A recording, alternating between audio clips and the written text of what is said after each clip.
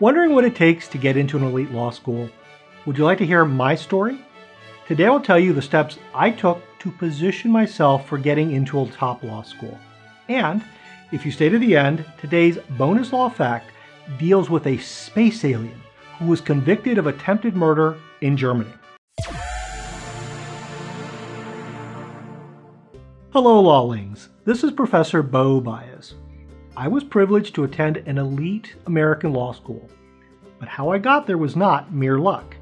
I will share my story by first discussing what I did before I selected a college, what I did in college, extracurriculars, LSAT preparation, and finally, my law school application. Pre-college planning. Right after high school, I attended a local college near my home for a year, but dropped out to go into business with some friends. Market conditions changed after a few years, so I decided to become a lawyer. I began doing research on what it would take to get into a top law school, which I discovered would require a high college grade point average, a high LSAT score, and some interesting extracurriculars. I also learned that the college you attend doesn't matter very much if your scores are high, and that your undergraduate major isn't very important either. With that information, I began thinking about which majors would allow me to earn top grades. By the way, this question of majors will be different for each of you, depending on your interest and natural aptitude for a subject.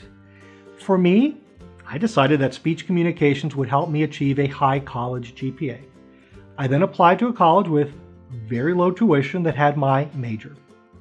College. My primary goal was to earn A's.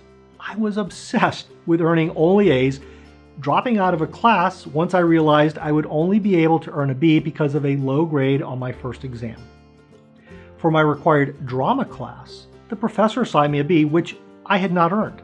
I hounded him every week for a semester until he changed the grade to an A, which is the grade I actually earned in that class. I was so focused on earning A's that I fought for every point on every single assignment, never knowing if that one point could make a difference. For example, in my introductory psychology class, I got one quiz question wrong because the question was ambiguous. I went and talked to the professor, and he said, if that one quiz question makes the difference on your final course grade, then I'll change it. Well, you can imagine what happened. To earn an A in that class, I needed a 3.6, but I earned a 3.58. That one quiz question made the difference, and to that professor's credit, he remembered his promise and changed the course grade. I'm pretty sure he never thought it would happen. And to this day, I never make that kind of promise to my students. My hard work paid off. I earned a BA in religion, a BS in speech communications, a minor in music, only 2 Bs, and the rest A's with a 3.96 grade point average out of a possible 4.0. Extracurriculars. Once in college, I immediately began thinking about what activities might help me get into an elite law school, and also help me during law school. I chose the debate team, believing that the skills I learned there would be useful in law school.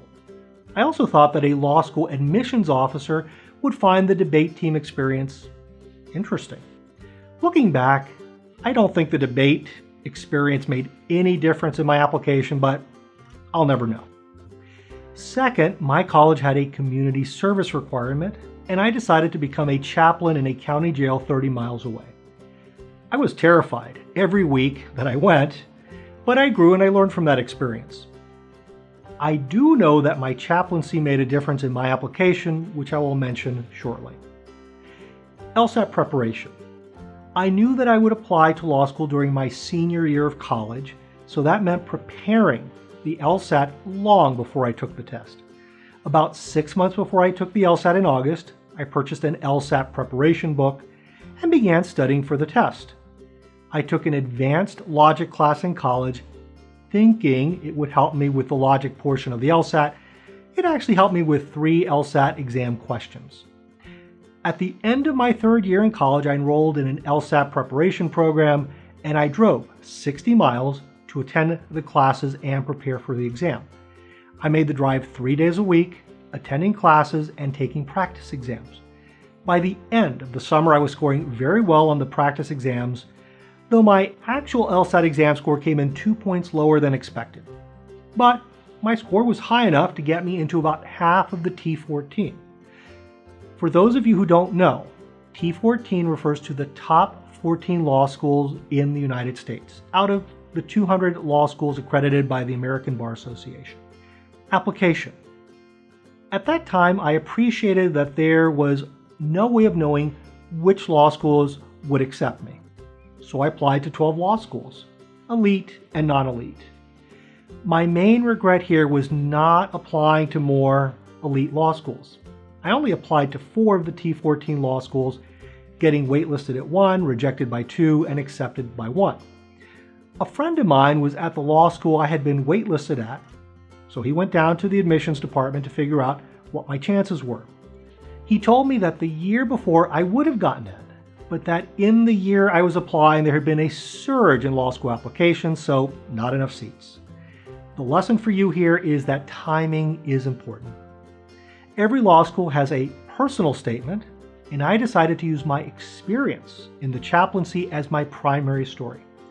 Now, I don't know if there were any other applicants in my law school class with this experience, but during law school orientation, the law school dean welcomed us and mentioned some of the experiences represented by members of the incoming class, including a chaplain.